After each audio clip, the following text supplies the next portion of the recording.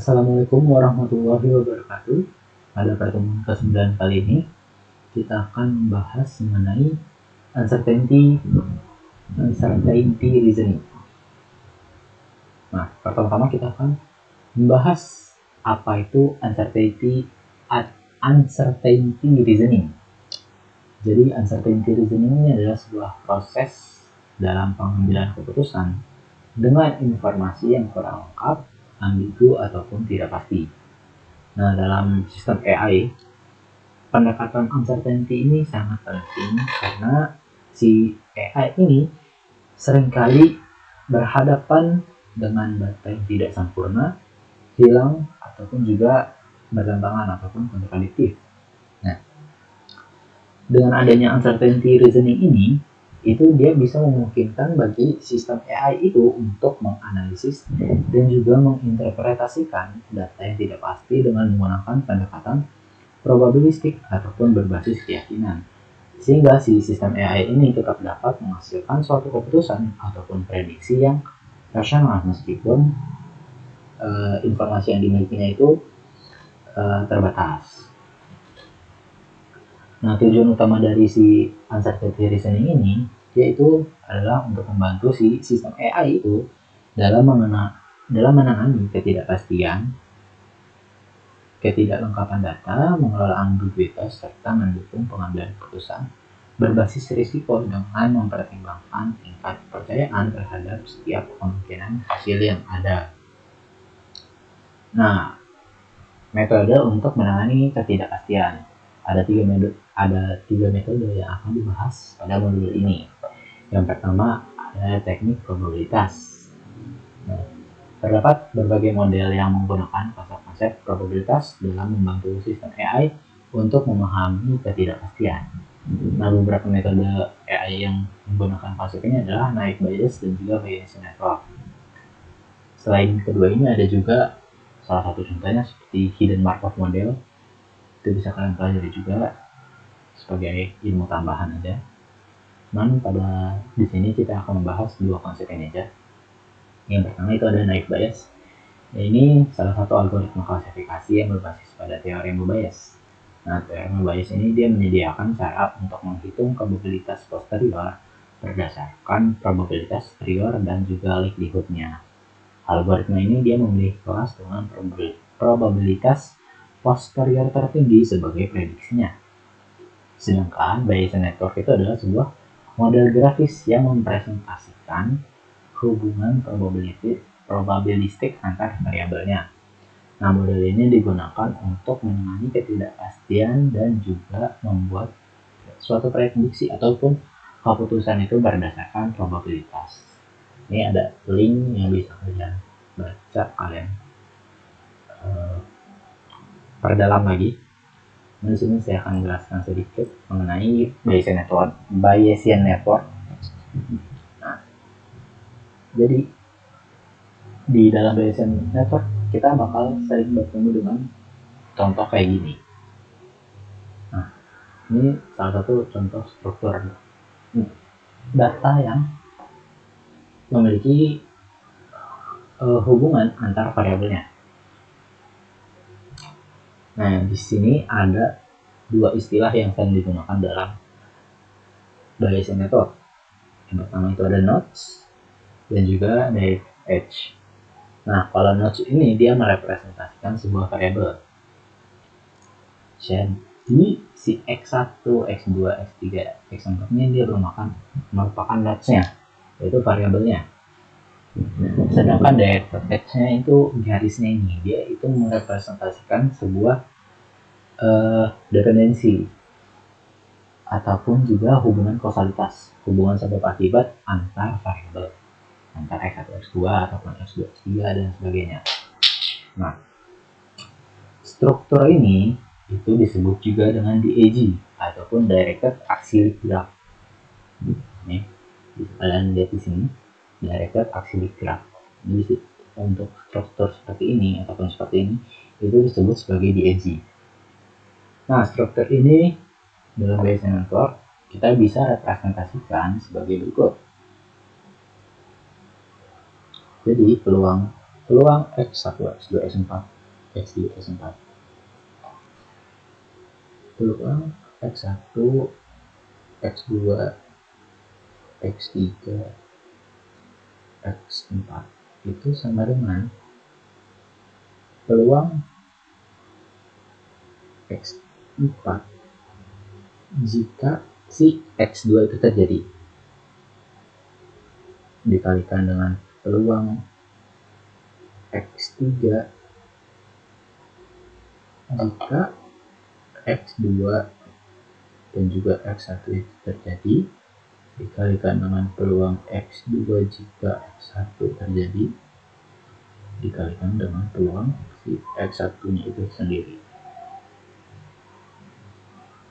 Nah, yang bawah ini kurang lebih sama aja.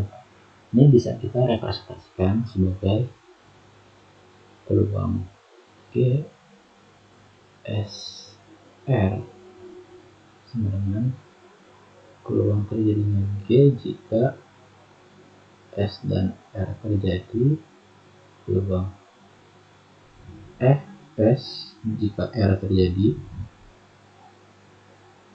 peluang si R nya itu sendiri.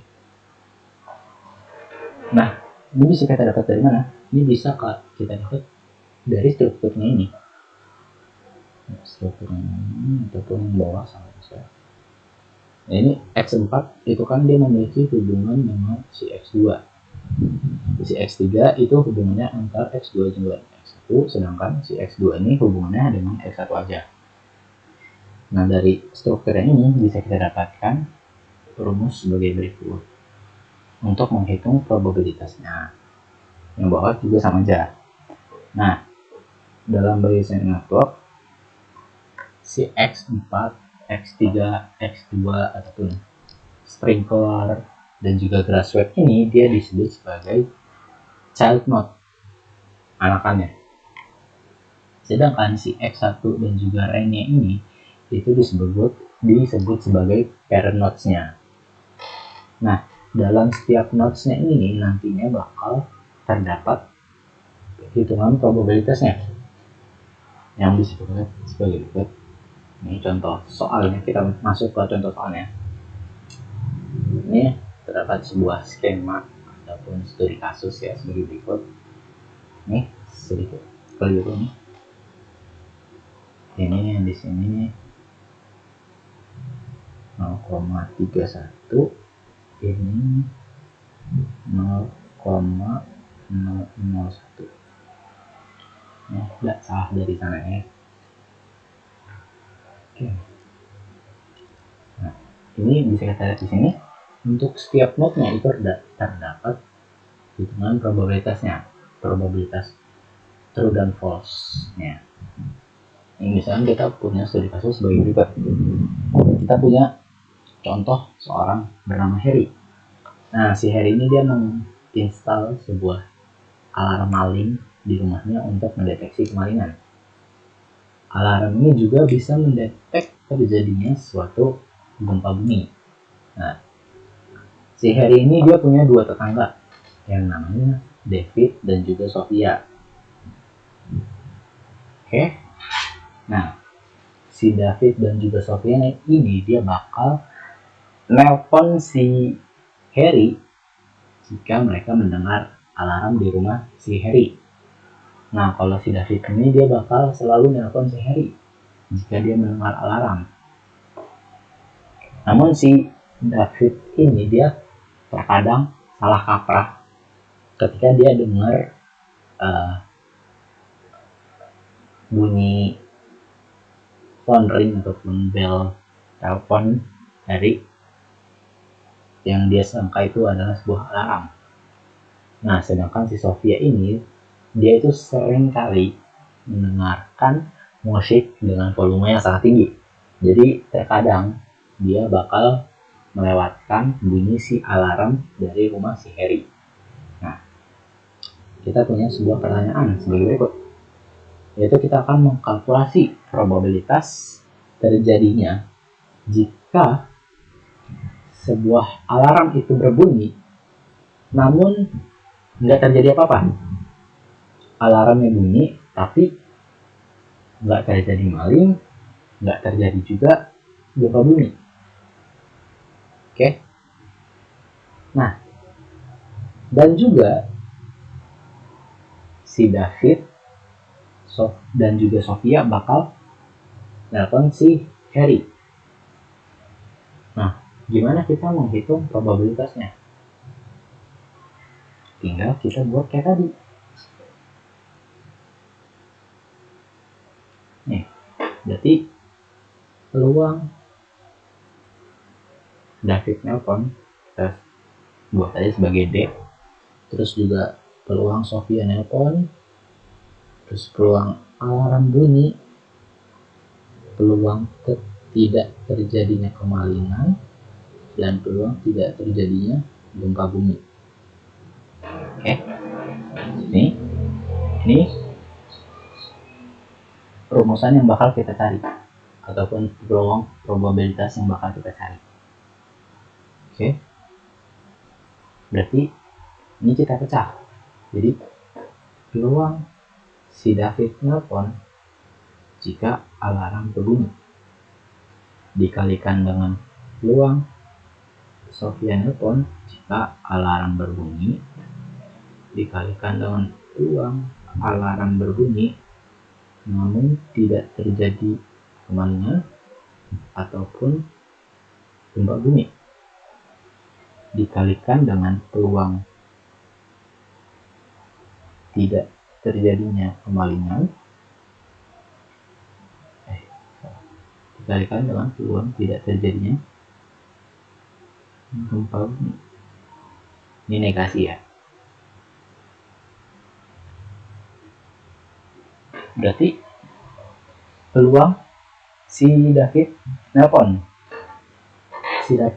ini peluang jika terjadi alarm kita bakal gunain yang ini. Oke, 0,91 dikalikan dengan peluang Sofia nelpon kita bakal pakai yang 0,75 ini.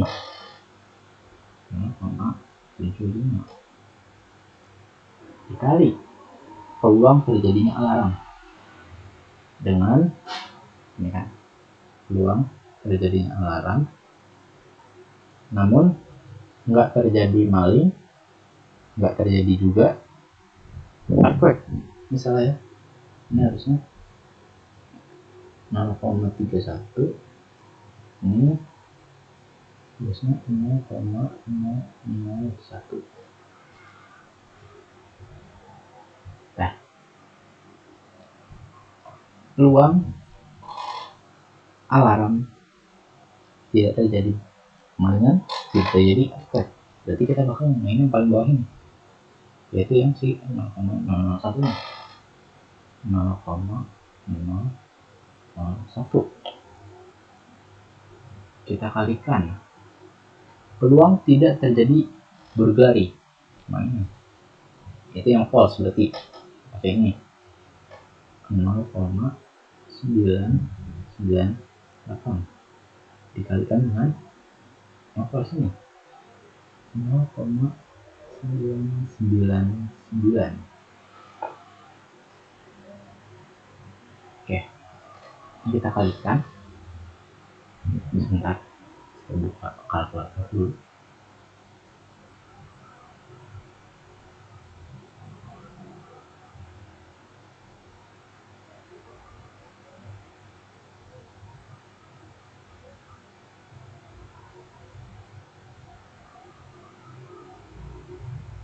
Hasilnya adalah berapa ini?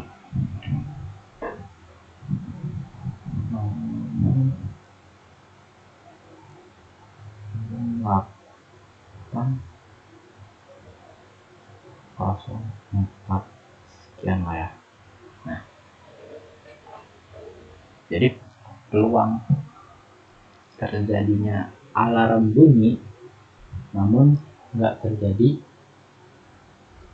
burglary ataupun earthquake dan si David dan Sofia bakal nelpon si Harry, peluangnya adalah segini.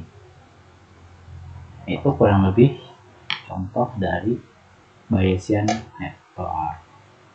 Untuk metode selanjutnya yaitu apa tadi? Nah, oke, untuk metode kedua yaitu faktor kepastian dan juga fuzzy logic akan dilanjutkan oleh Kak Jundi. Berikutnya salah satu dari metode untuk menangani ketidakpastian itu ada namanya faktor kepastian. Jadi ya, kita untuk menangani ketidakpastian kita harus memastikan gitu ya, menggunakan faktor kepastian. Ini salah satu cara untuk menangani ketidakpastian. Certainty factor ini menyatakan kepercayaan dalam sebuah kejadian, fakta atau hipotesis berdasar bukti atau penilaian pakar. Ya sebenarnya penilaian pakar ini bukan cuma di certainty factor, karena yang lain juga pasti berdasarkan dari pakar ya, kalau di sistem pakar. Oke, certainty factor menggunakan suatu nilai untuk mengasumsikan derajat keyakinan seorang pakar terhadap suatu data, di mana terdapat hipotesis dilambangkan dengan H atau bukti. Ini yang harus kalian ingat adalah, oke, ini dari sini aja deh ya. Nah, yang perlu kalian ingat adalah ini ya, bukti atau evidence. Nih di sini kita kasih aja evidence. Bukti atau evidence ini perlu kalian ingat dan dihitung sebagai berikut. MB ini ya, aduh salah. Oke. CF ini adalah certainty factor. Certainty factor dari hipotesis H dengan bukti atau evidence E itu measure of belief hipotesis H, evidence E dikurang measure of disbelief hipotesis H, evidence E. Apa itu measure of belief? Apa itu measure of disbelief? Oke. Measure of belief ini adalah suatu kepercayaan, bukan kepercayaan ya, tapi suatu bukti bahwa E atau evidence atau bukti ini dia mendukung si hipotesis. Oke. MB itu sama aja kayak nilainya si E ini mendukung hipotesis ini tuh berapa gitu. Kepercayaan terhadap evidence ini dia nih kayak nilai pendukung gitu ya. Sedangkan MD ini adalah nilai yang menolak, measure of disbelief. Dia menolak bahwa evidence E itu merupakan sesuatu yang akan menghasilkan hipotesis H gitu ya. Ini misal contoh di sini contohnya kita ambil ya, kita ketik di sini aja. Contoh dari MB, hipotesis H. Oke, kita di sini kita pakai ini aja deh. Ini buntu. Nyeri di perut sebelah kanan ya. NPK deh, kita singkat aja biar cepet. Oke. Kita kasih nilainya ini misal dari pakar ya. Misal dari pakar ngasih nilai 0,8. Nah, untuk measure of disbelief terhadap hipotesis tersebut dengan evidence NPK atau nyeri perut sebelah kanan ini adalah 0,2. Kenapa 0,2? Ya karena memang kalau misalnya MB ditambah MD ini harusnya 1 ya total ya. Jadi apa maksud dari ini nilai MB sama dengan 0,8? Maksudnya adalah untuk evidence atau bukti gitu ya. Misal siapa ya kita pakai ya namanya, misal Sam ya. Sam itu mengalami nyeri perut di sebelah kanan. Nah, yang mendorong bahwa nyeri perut di sebelah kanan itu bakal nyebabin usbun itu disebut sebagai measure of belief. Measure of disbelief adalah ketika si Sam ini dia mengalami nyeri perut di sebelah kanan Tetapi ternyata diagnosisnya bukan usbun. Itu adalah measure of disbelief. Jadi dilihat di sini nih, nilai dari ketika seseorang punya nyeri perut di sebelah kanan dan hipotesisnya bakal kena usbun adalah 0,2. Sedangkan untuk seseorang yang kena nyeri perut sebelah kanan tapi dia nggak didiagnosis usbun, itu nilainya 0,2. Ini 0,8. Tadi salah ngomong kayaknya. Nah, oke, paham ya? Konsep measure of belief dan disbelief. Ini nanti silahkan kalau misalnya kalian bingung, nanti bisa kita diskusikan. Oke, gimana cara ngitungnya? Cara ngitungnya ya simple. Ya, CF MB dikurang, salah. Oke dah. MB dikurang MD. Artinya 0,8 dikurang 0,2. Oke? 0,8, 0,2 dikurang. Berarti nilai kepastiannya, faktor kepastiannya untuk seseorang jadi gini, CF di mana hipotesisnya usbun dengan evidence NPK nilainya adalah 0,6. Faktor kepastian seseorang yang mengalami nyeri perut sebelah kanan dan didiagnosis usbun itu 0,6. Oke, ini adalah untuk contoh 1. Salah. Ini contoh 1. Contoh 2. Contoh 2 ini untuk kasus lain ya. Kita pakai kasus lain. Oke, berikutnya adalah untuk menghitung CF dari suatu hipotesis dengan beberapa kombinasi evidence. Jadi dia ada beberapa evidence. Gunakan persamaan berikut. Ya, persamaannya. Di mana oke, kita pakai di sini biar bisa dicoret-coret. Oke. Kalau misalnya MD-nya sama dengan 1, MB sama dengan 0. Karena kan tadi MB plus MD ini sama dengan 1 ya. Kalau misal MD aja udah 1, berarti udah pasti MB-nya 0. Begitu pula di MD. Kalau misal MB-nya dia 1, MD-nya dia adalah 0. Oke, ini kita untuk menghitung si MB, menghitung si MD. Oke. Dan untuk lainnya, untuk kalau misalnya ini 0, 0, kita pakai yang ini. Untuk menghitung MB dan MD. Oke, kita lanjut. Oke.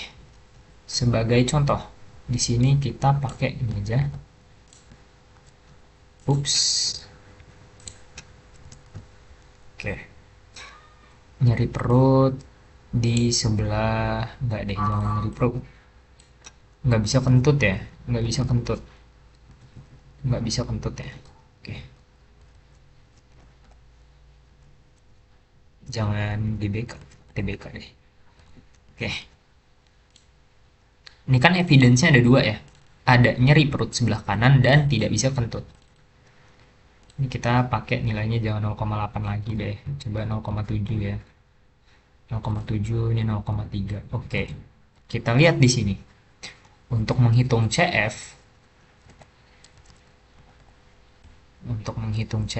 terhadap usbun dengan evidence-nya itu adalah NPK dan juga dia ini TBK tak bisa kentut sama dengan MB. Kita pakai ini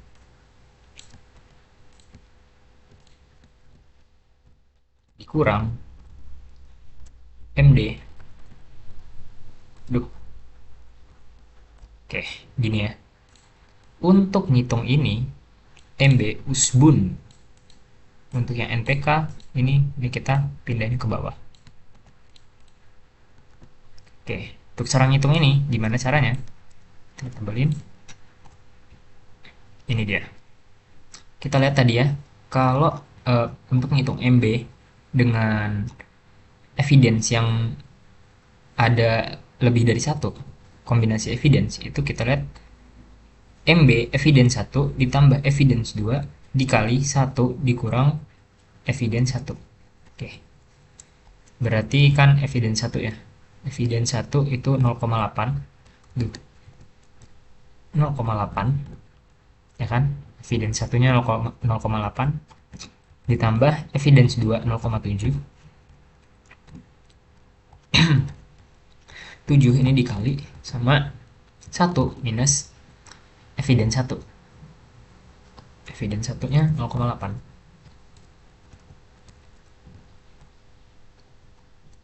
Hasilnya berapa? 0,8, 0,2, 0,14, 0,94 ya. Untuk ngitung MD, kita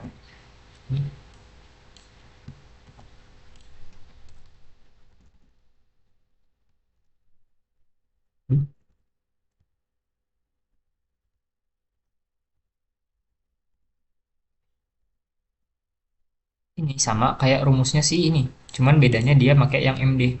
0,2 ditambah 0,3. 0,2 0,2 ditambah 0,3 dikali 1 dikurang ini berapa? 0,2. Karena yang dipakai adalah evidence pertama. Ya, nilai untuk evidence pertama. 1 0,3 0,6 ya. 0,24 ya. 0,44 berarti.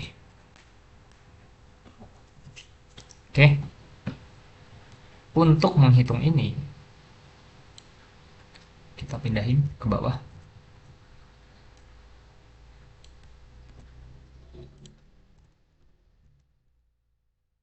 Loh,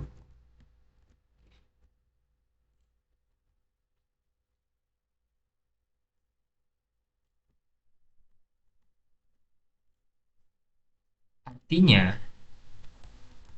ini adalah hasilnya ini ya. 0,94 dikurang 0,44.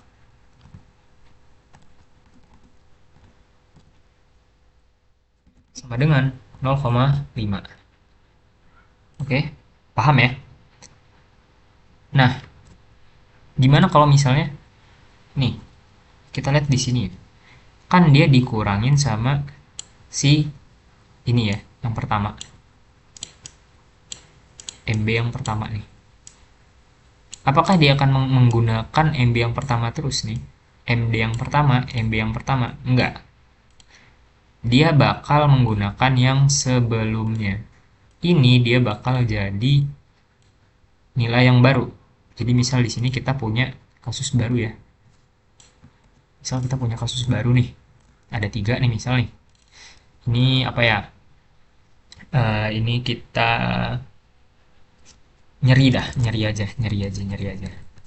Oke? Nyeri aja. Nah, gimana ini kita simpen 0,94. Maka untuk MB terbarunya, cara nyarinya adalah kayak gini. MB topus bun dari NPK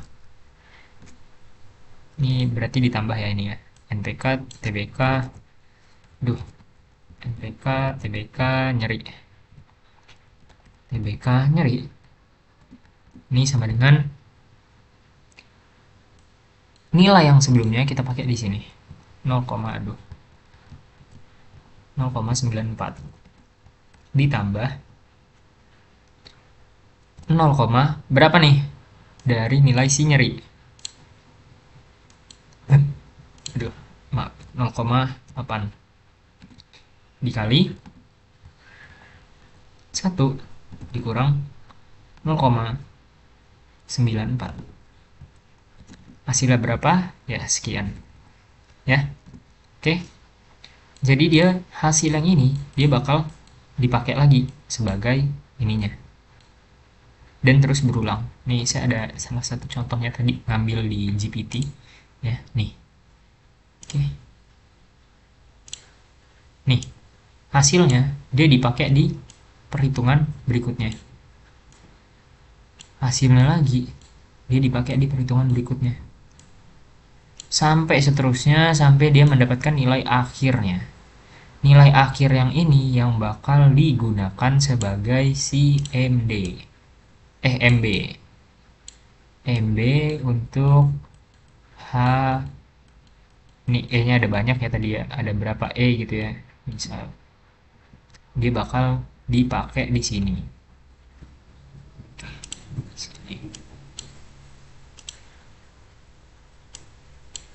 Nah, dia bakal dipakai di sini. Oke, paham ya?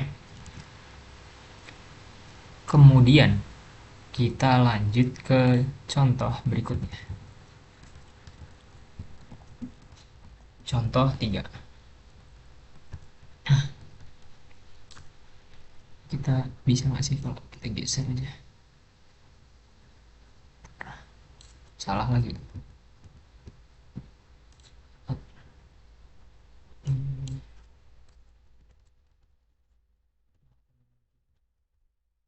Nggak bisa ya titik. Oke. Oke, gini. Kita pakai yang contoh berikutnya itu adalah untuk menghitung CF dari kombinasi beberapa hipotesis. Kalau yang ini kan dari kombinasi evidence-nya. Kalau yang ini dari kombinasi beberapa hipotesis. Ini hipotesisnya. Kita gunakan rumus ini, oke? Oke, jadi kita ke sini. Kita ambil 2 aja contohnya. Kita ambil 2. Nah, 1,27 ternyata.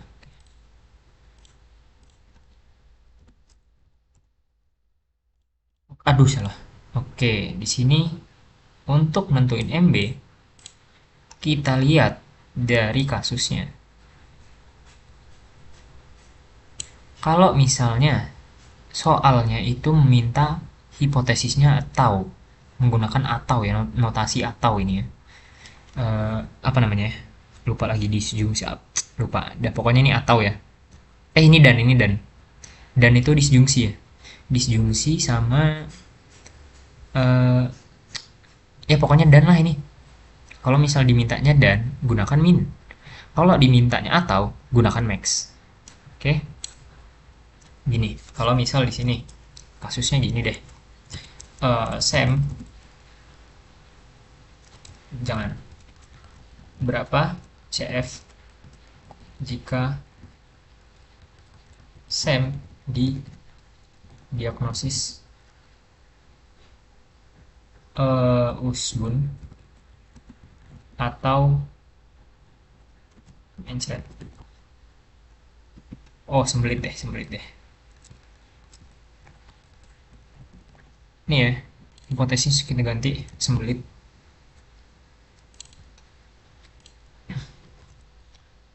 Ini soal 1. Kejauhan, Pak. Aduh, nge-lag lagi. Ntar lagi buka reference. Pakai kepencet reference segala, heran. Oke dah.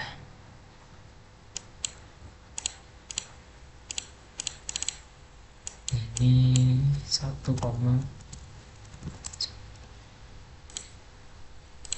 oke. Nomor 1.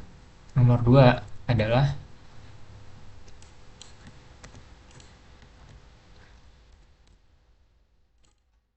dan. Oke. Gimana cara ngitungnya? CF. Nih kita kita kan tadi tahu ya rumus CF. Apa perlu ditulis ulang? Kita tulis ulang aja. Oke, mana? CF.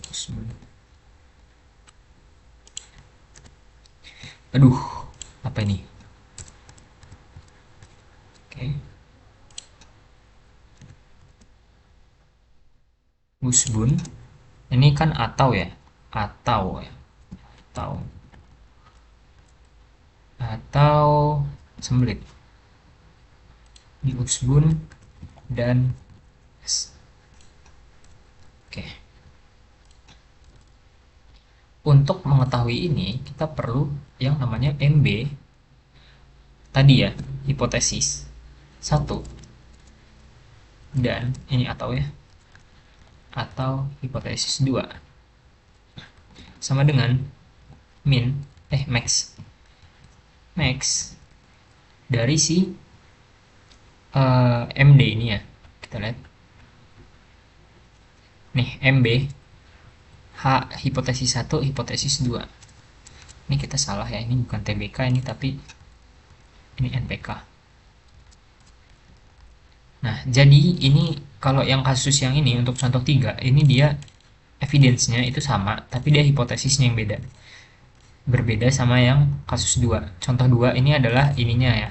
Hipotesisnya sama, usbun semua, tapi dia evidence-nya ada 3.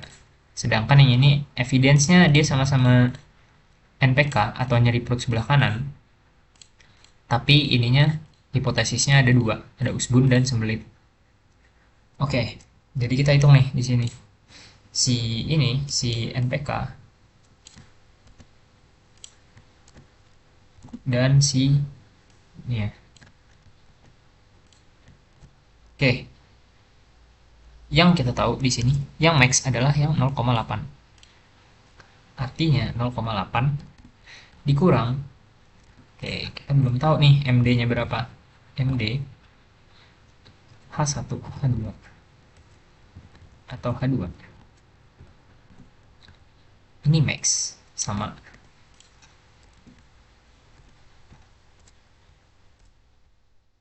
tapi ini MD ya.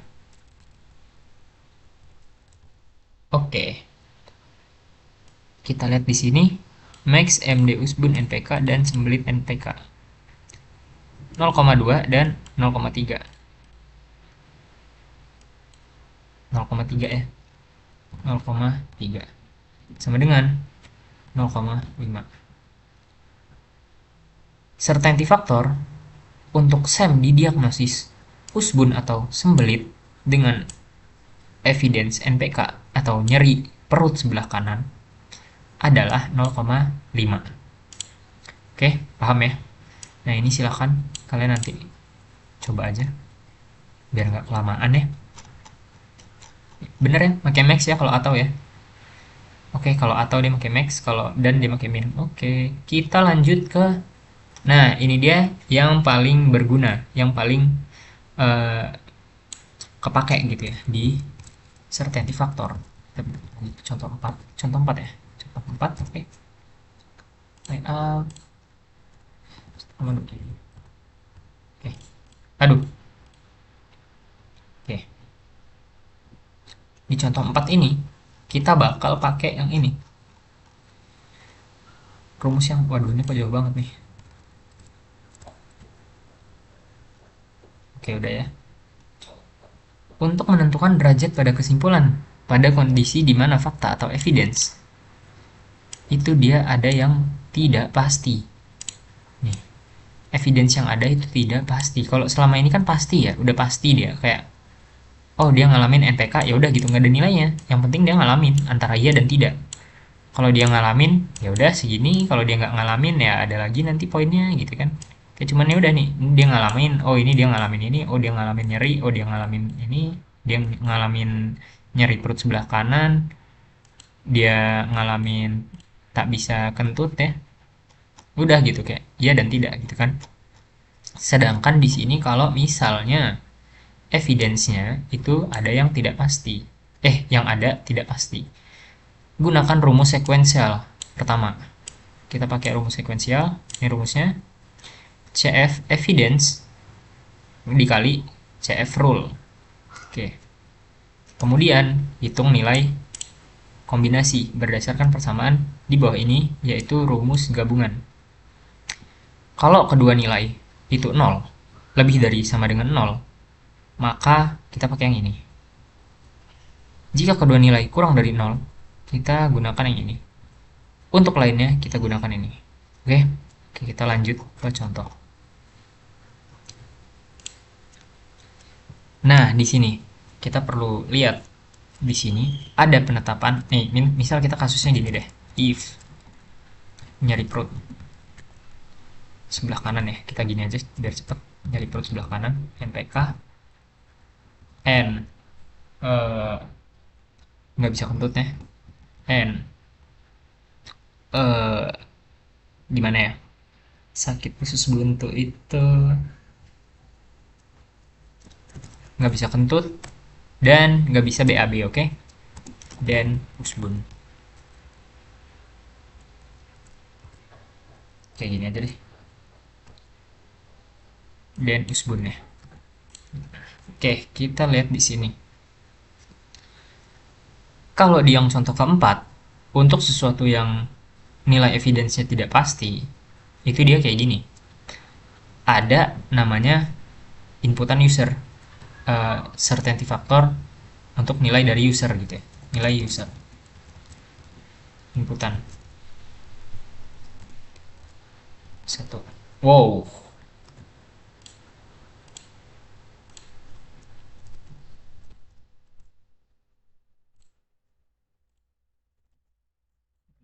Buat pula. Nilai dari user. Oke, pertama, yakin sama dengan 1. Kurang yakin sama dengan bobotnya adalah, oh ini dari 0 dulu deh, tidak yakin ya. Tidak yakin 0. Kurang yakin 0,5. Yakin bobotnya 1. Yang jelas dia adalah rentang 0 sampai 1. Nggak lebih. Oke? Ini nilai user. Nilai dari pakar. Ini gini. Kita copy aja. Semoga dia nggak terbang jauh. Oke, dia terbang jauh.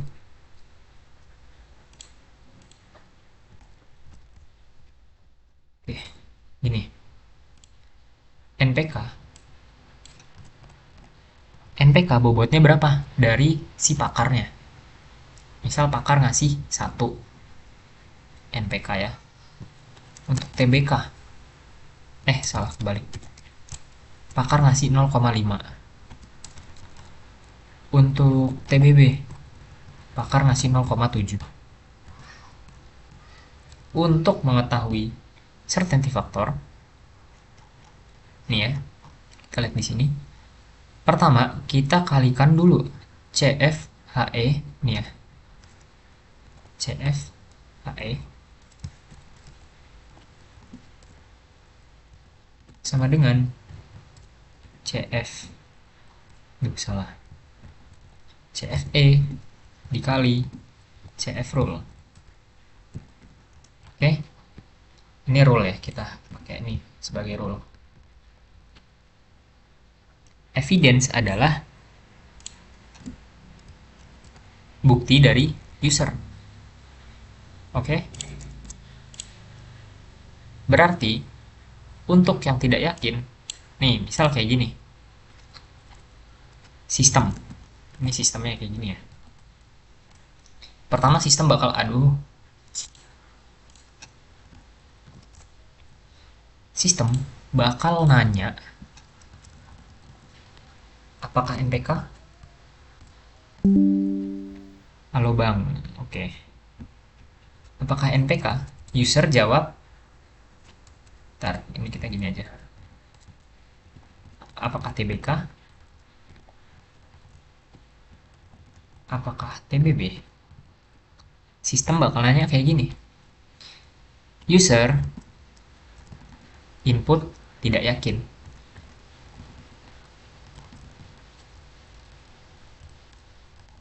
Di pertanyaan kedua, user masukin yakin.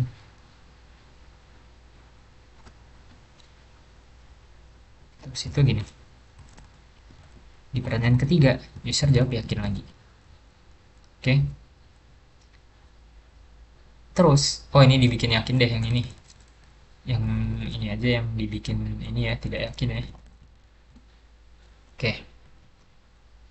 Dijawab yakin, tidak yakin, yakin. Atau yang ini kita bikin kurang yakin. Ngapain dihapus ya? Oke. Artinya apa? Artinya bobotnya untuk yakin itu 1. Untuk tidak yakin itu 0. Untuk kurang yakin itu 0,5. Oke, kita lanjut. Kita lanjut ke perhitungan ininya.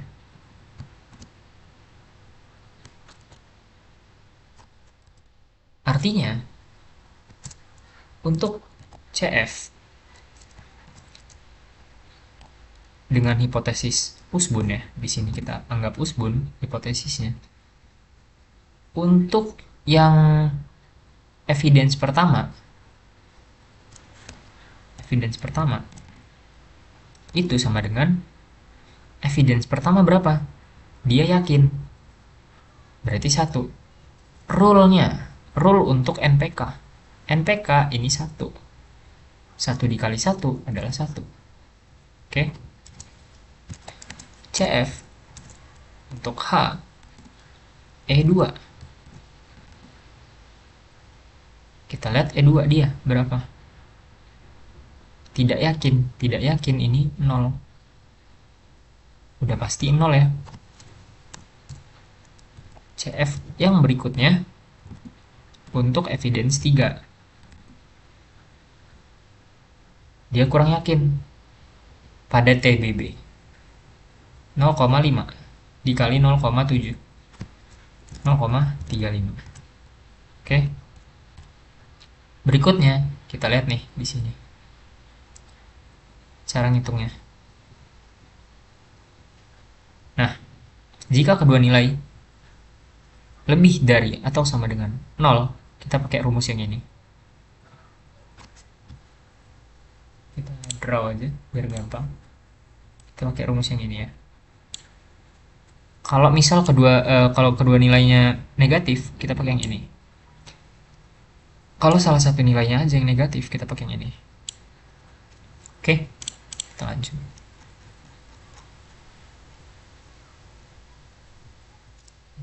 Di bawah aja. Kita lihat di sini CF1. Kita hitung CF combine ya namanya ya.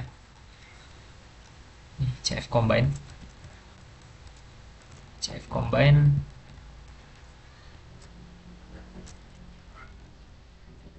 antara CF1 dan CF2. Ini anggap CF1, CF2, CF3.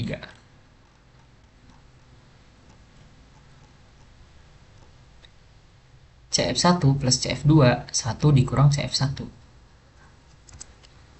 CF1, salah lagi. CF1 plus CF2,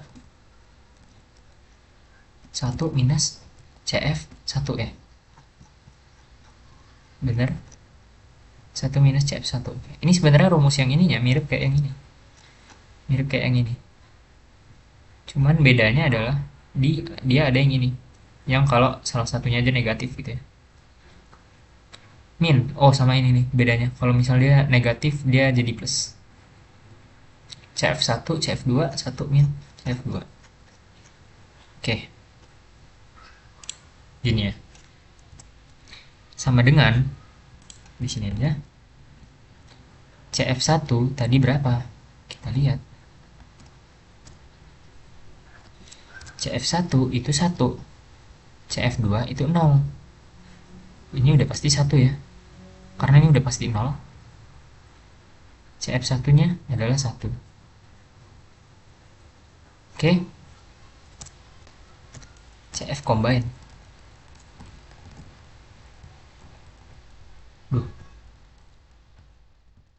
Nah, ini nilai yang ini kita simpan sebagai CFO. Nih, nggak usah dibenerin apa dah. CFO sama dengan 1. Kita pakai di sini. CFO. Lah, biarlah, malas sudah gantinya. CF3 sama dengan CF all berapa tadi? 1 ditambah CF3 0,35 dikali 1 minus 1 0, berarti ini 0 ya. Ini kan sama aja 1 minus 0 ya. 1 minus 1 ya. Karena si CF volt ini 1. Oke. Artinya 0,35 dikali 0 adalah 0. Sama dengan 1. Nah, nilai terakhir dari perhitungan, ya, nilai terakhir dari perhitungan, ini kita jelas. Nilai terakhir dari perhitungan ini, aduh kok ini gini. Nilai terakhir dari perhitungan bakal dijadiin sebagai nilai dari certainty faktornya. Artinya apa? Artinya untuk kasus ini nilai keyakinannya adalah 1. Untuk kalau misalnya ininya kayak gini nih. Ini dia begini kasusnya ya. Nilai pakarnya segini, si user masukin segini. Artinya nilai certainty faktornya sama dengan 1. Atau bisa kita bilang bahwa si user 100% mengalami usus buntu. Kalau misalnya dia enggak 100%, misal kita ganti nilai di sini ya. TBB ini 0,1 ya. Misal 0, minus deh. Minus 0,1. Kita lihat di sini untuk E3-nya 0, berarti ini kan ini ya. Si apa namanya? User masukin 0,5 dikali 0,1. Negatif 0,5. Kita ganti rumusnya di sini. Kita hapus dulu. Kita ganti rumusnya di sini. Pertama kita, oh ini udah benar ya. Ini kita udah benar. CF old. Lanjut ke sini karena CF3-nya negatif, jadi rumusnya beda ya. Kita ganti rumusnya jadi nih. CF1, CF2 min CF1, CF2. Oke.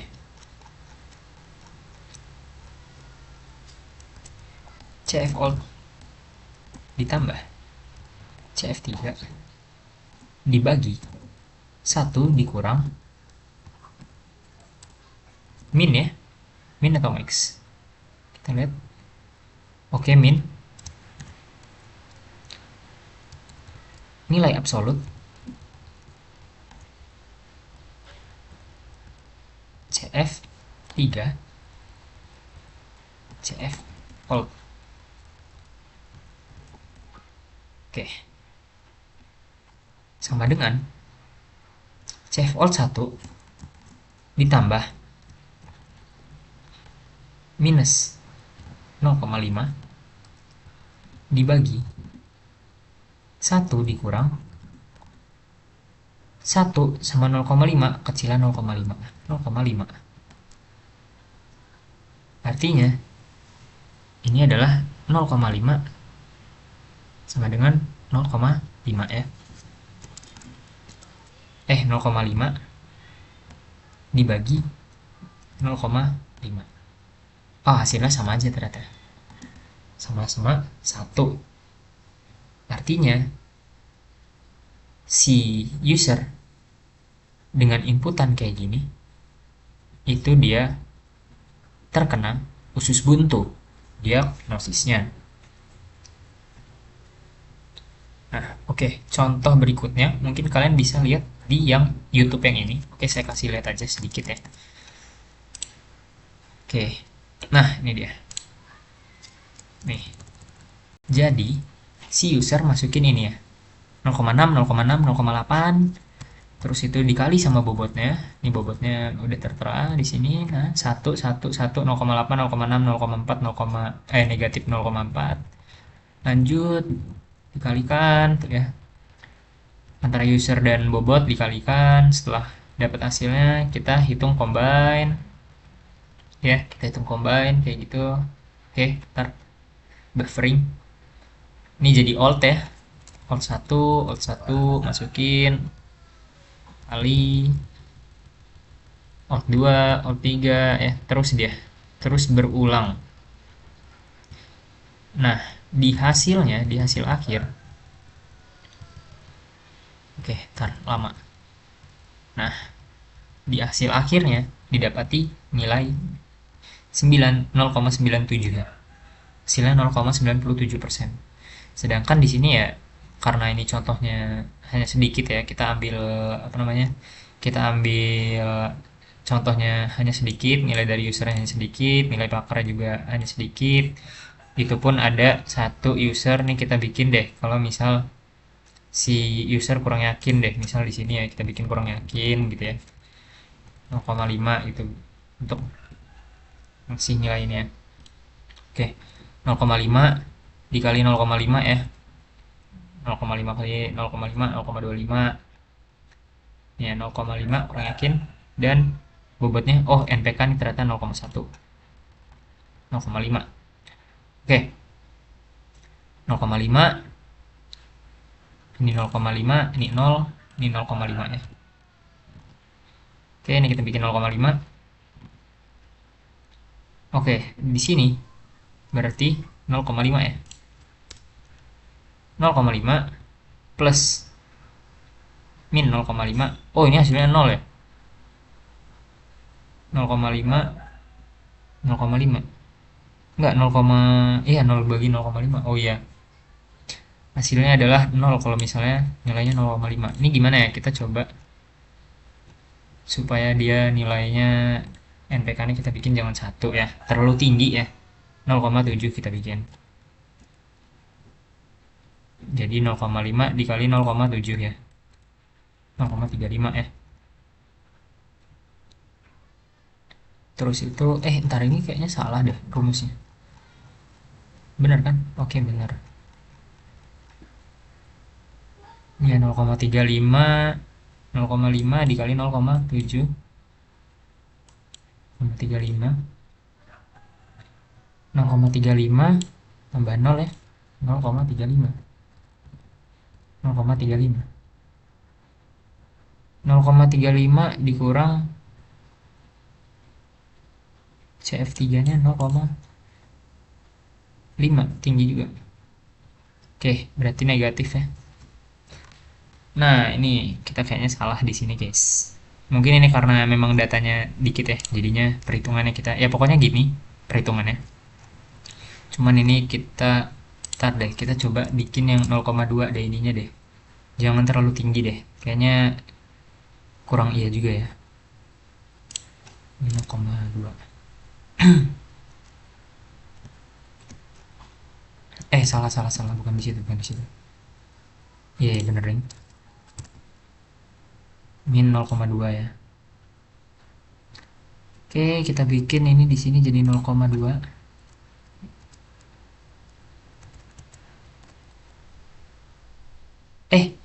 Enggak dong, enggak gitu dong. Ini 0,35 min. Oh iya, tetap ya, tetap. CF volt 0,35 0,5 0,7. Oke, nggak bisa ya, tetap. Ini 0,2 tadi, di sininya 0,35 ya. Terus itu CF alt-nya 0,35 dibandingin sama 0,2. Ini 0,2, artinya ini 0,35 banding 0,8. Kita hitung pakai kalkulator berapa hasilnya. 0,35 dibagi 0,8, 0,43%. Artinya 43%. 43% didiagnosis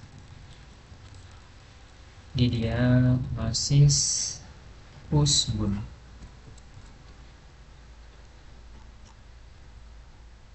Oke. Ya kayak gitu, ini kalian bisa lihat aja nanti videonya, nih udah ada linknya. Ini contoh singkat ya, ini nilainya sedikit rada-rada karena ya ini memang, ini kenapa ada ini, ada TBB. Oh ya ding. Oke, jadi ini contoh singkat untuk menghitung certainty factor gabungan ketika nilai dari si evidence ini ada yang tidak pasti ya.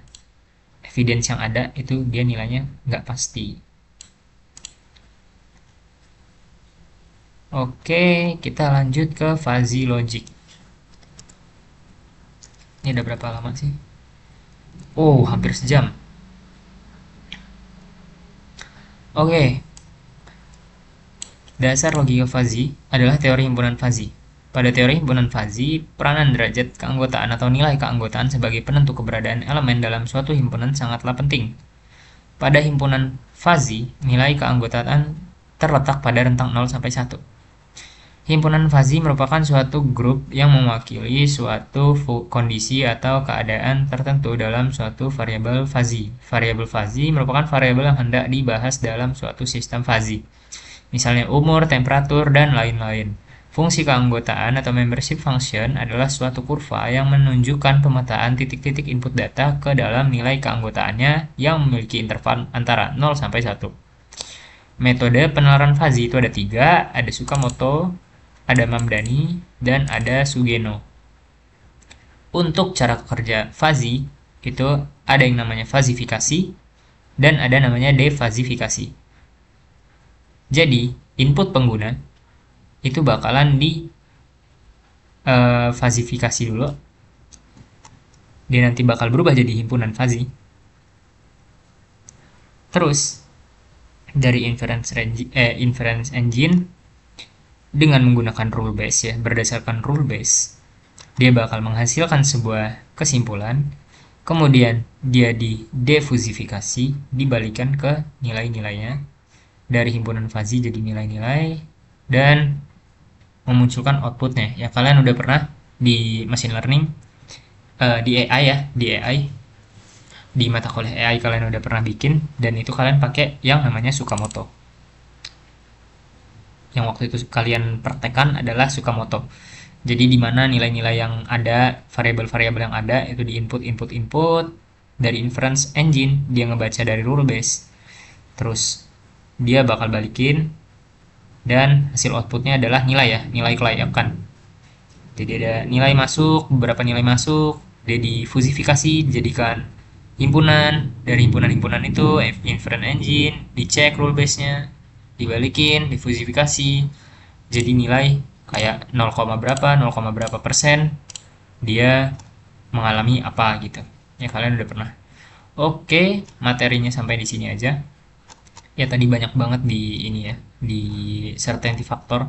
Ini silahkan kalian pelajari karena mungkin certainty factor ini bakal muncul di tugas. Kalian pelajarin aja. Terus itu kalian juga bisa nanti kalau misalnya di project kalian bisa pakai certainty factor. Yang mana itu sangat bagus menggunakan certainty factor ataupun pakai fuzzifikasi atau pakai fuzzy logic daripada menggunakan yang sekadar kayak if else gitu ya, kayak bukan case base sih, bukan rule base juga ya, pokoknya lebih bagus lah kalau kalian pakai yang kayak gini ya nanti. Oke, materinya udah selesai dan saya akhiri.